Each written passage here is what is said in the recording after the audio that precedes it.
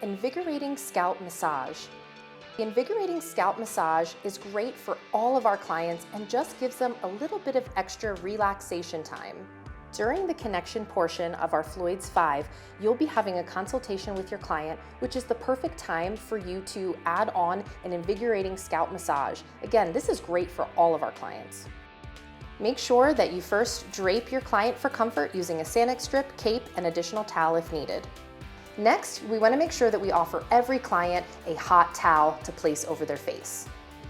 We're going to first start with a quick shampoo just to lift the buildup. Use your tea tree special shampoo for this step. Then we're going to do an additional second shampoo, which is really the deep cleanse.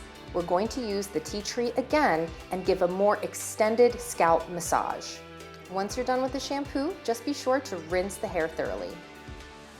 You can follow up with the tea tree hair and body moisturizer as a leave-in for some added softness. Once you return to the service, make sure that you talk with your client about how relaxing and beneficial that invigorating scalp massage was. During the closing act of the Floyd's 5, always remember to bring your client up to the front and educate them on the products that you used today.